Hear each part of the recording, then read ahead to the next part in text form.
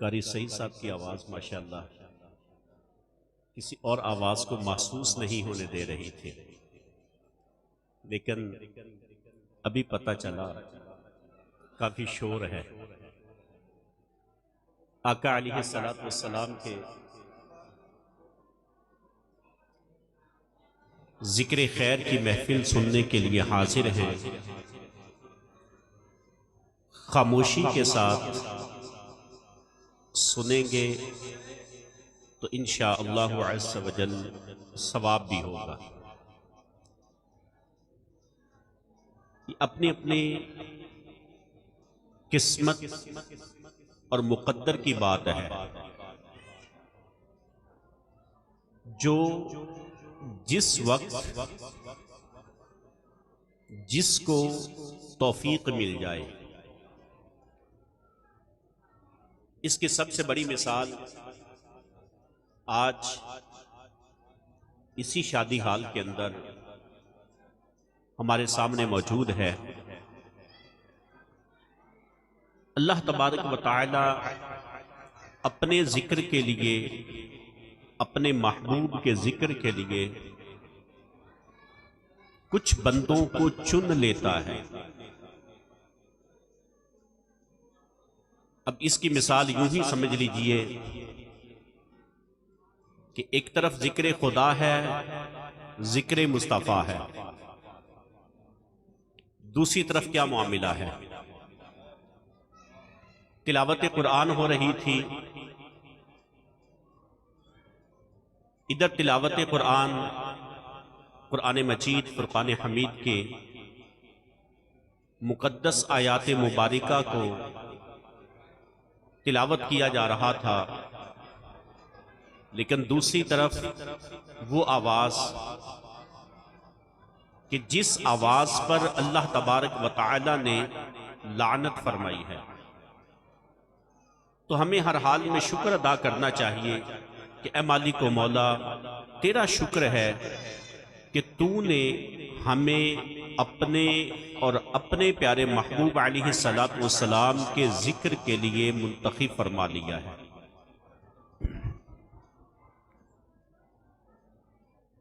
اس بات پر شکر ادا کریں۔ دیکھیں، ایک ہی وقت ہوتا ہے۔ اس کی مثال یوں سمجھ لیجئے کہ ایک طرف ایک انسان، ہم یہاں پر بیٹھے ہوئے ہیں، سانس لے رہے ہیں، اسی وقت کے اندر کتنے لوگ ایسے ہیں کہ جو اس وقت وینٹیلیٹر پر ہیں، سانس کے محتاج ہیں، سانس نہیں آ رہا، آکسیجن لگی ہوئی ہے۔ ہم یہاں پر بیٹھے ہیں، کتنے ایسے لوگ ہیں کہ جو بیٹھ نہیں سکتے۔ ہم یہاں پر چل پھر رہے ہیں، کتنے لوگ ایسے ہیں کہ جو ہاسپٹل میں بستر کے اوپر لیٹے ہوئے ہیں، نہ چل سکتے ہیں نہ بیٹھ سکتے ہیں، سانس لینا بھی مشکل ہے۔ تو اس پر ہمیں اللہ رب العزت کا شکر ادا کرنا چاہیے کہ خوشی کے موقع پر اللہ تبارک و تعالی کا ذکر کریں، ذکر خدا کریں، ذکر مصطفیٰ کریں۔ اللہ رب العزت قرآن مجید فرقان حمید میں اپنے پیارے محبوب علیہ الصلوۃ والسلام کا ذکر فرماتا ہے، اور پھر یہ جو شادی کا موقع ہے، اس کے اوپر انسان بہت کچھ کرنے کی کوشش کرتا ہے، لیکن حقیقت یہ ہے کہ ہمیں وہی کام کرنا چاہیے جو شریعت کے مطابق ہو۔ کرنے کو انسان کیا نہیں کر سکتا، سب کچھ کر سکتا ہے، لیکن اپنی اس نئی زندگی کا آغاز جو بندہ تلاوت قرآن کے ساتھ کرتا ہے، اور جو بندہ اللہ رب العزت کے ذکر کے ساتھ کرتا ہے، اور اس کے پیارے محبوب علیہ الصلوۃ والسلام کے ذکر کے ساتھ کرتا ہے، تو اللہ تبارک و تعالی اس بندے کو دنیا اور آخرت کی بھلائیاں عطا فرما دیتا ہے۔ دیکھیے کہ جس وقت انسان ذکر کرتا ہے تو اللہ تبارک و تعالی اس کو دنیا اور آخرت کی بھلائیاں عطا فرماتا ہے۔ ایک طرف یہ چیز ہے، دوسری طرف جو خوشی کا موقع ہے، اس موقع پر سرکار علیہ الصلوۃ والسلام نے کیا ارشاد فرمایا کہ اللہ تبارک و تعالی اور اس کے فرشتے دو آوازیں ایسی ہیں کہ جن پر لعنت بھیجتے ہیں۔ نمبر ایک کیا؟ خوشی کے وقت باجا بجانا، خوشی کا موقع اللہ تبارک و تعالی نے کرم فرمایا، اپنا مکان عطا فرما دیا، شادی کا موقع ہے، اولاد کی نعمت سے نواز دیا، اپنا مکان عطا فرما دیا، کوئی بھی خوشی کا موقع ہے، اس موقع پر شیطانی کام کرنا، باجے کو بجانا، اس آواز پر اللہ تبارک و تعالی اور اس کے فرشتے لعنت بھیجتے ہیں۔ اور دوسری طرف جس وقت اللہ تبارک و تعالی کی طرف سے کوئی امتحان آئے،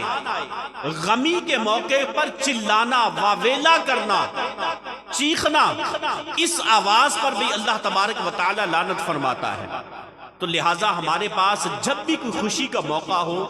تو ہمیں چاہیے کہ اللہ تبارک و تعالی کا ذکر کریں، اس کے پیارے محبوب علیہ الصلوۃ والسلام کو یاد کریں۔ اگر ایسا کریں گے تو جس کام کی بنیاد ایک صحیح طریقے کے ساتھ رکھی جاتی ہے تو اللہ تبارک و تعالی اس کے اندر برکتیں عطا فرماتا ہے۔ ورنہ ہوتا کیا ہے کہ دیکھیں، جس وقت شادی کا کام شروع ہوتا ہے، مائیوں کا وقت ہوتا ہے، مہندی کی رسم ہوتی ہے، اور پھر اس کے بعد شادی کا دن ہوتا ہے، حلال اور حرام کی تمیز کو ختم کر دیا جاتا ہے، یہ نہیں دیکھا جاتا کہ یہ کام حلال ہے یا حرام ہے، سب کچھ کرتے ہیں، لیکن جب رخصتی کا وقت آتا ہے پھر کہتے ہیں اٹھا کے لائیں جی قرآن پاک۔ اس سے نفی نہیں ہے، یہ کوئی برا عمل نہیں ہے، لیکن آخری وقت کے اندر ہمیں یہ سب کچھ کیوں یاد آتا ہے؟ اسی طرح انسان ساری عمر اپنے ذہن کے مطابق کام کرتا رہتا ہے، برے کام کرے، اچھے کام کرے، سارے برے عمل کرتے کرتے جس وقت زندگی کو بسر کرتا ہے، آخری وقت آتا ہے تو پھر اس کو اللہ تبارک و تعالیٰ کی یاد آتی ہے کہ میں نے اللہ تبارک و تعالیٰ کی بارگاہ میں جھکنا ہے، اس کا نام لینا ہے، اس کا ذکر کرنا ہے، اس کی یاد سے اپنے دل کو منور کرنا ہے، تو انسان آخری لمحات کے اندر پھر دین کی طرف آتا ہے۔ جیسا کہ انسان شادی کے لمحات پر ہر کام کرتا ہے، گانا بجاتا ہے، باجا بجاتا ہے اور ناچ گانے کا اہتمام کرتا ہے، روپیہ پیسہ پھینکتا ہے، سب کچھ کرنے کے بعد جب رخصتی کا وقت آتا ہے پھر کہتے ہیں کہ قرآن پاک اٹھا کر لائیں، کوئی بڑا لے کر آئے جی اس کے سر کے اوپر رکھ دیں۔ اب بچی کو اپنے گھر سے رخصت کرنا ہے، کیا ہے؟ قرآن پاک کے سائے کے اندر اس کو رخصت کر دیں۔ یہی قرآن پاک کی تعلیم اگر اس کے دل میں اتاری ہوتی، قرآن پاک کی تعلیم اس کو سکھائی ہوتی، تو وہ مہندی کے موقع پر، شادی کے موقع پر، کسی بھی موقع پر کوئی گناہ والا کام نہ کرتے، بلکہ ویسا ہی کام کرتے جیسا آج یہاں پر اللہ تبارک و تعالیٰ اور اس کے پیارے محبوب علیہ الصلوۃ والسلام کا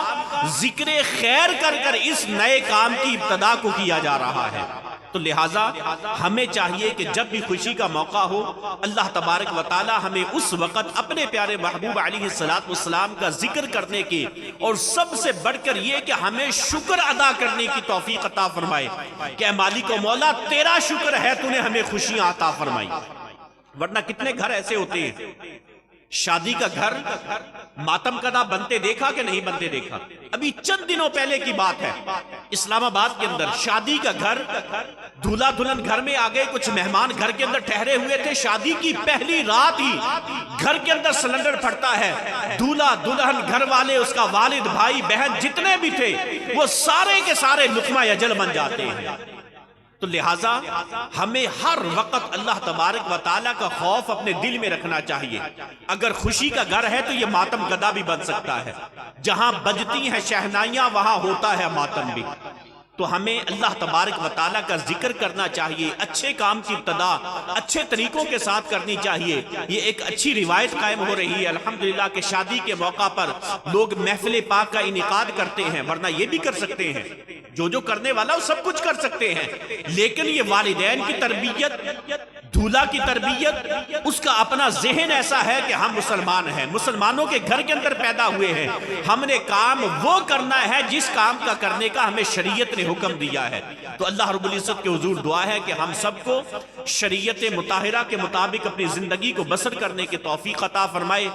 آمین آمین بجاہ النبی الامین صلی اللہ علیہ وسلم۔ ابھی انشاءاللہ عز و جل قبلہ امیر اہل سنت کی طرف سے دولہا اور دلہن ان کے لیے جو دعائیہ اشعار لکھے گئے ہیں، یعنی صحرا لکھا گیا ہے، ابھی انشاءاللہ عز و جل وہ پڑھا جائے گا۔ اس کے بعد 2-3 اشعار صلاۃ والسلام کے، پھر دعائے خیر، اور اس کے بعد گھر والے اپنے پروگرام کو جاری رکھیں گے۔ اللہ تبارک و تعالی ہم سب کو عمل صالح کرنے کی توفیق عطا فرمائے، آمین بجاہ النبی الامین صلی اللہ علیہ وسلم۔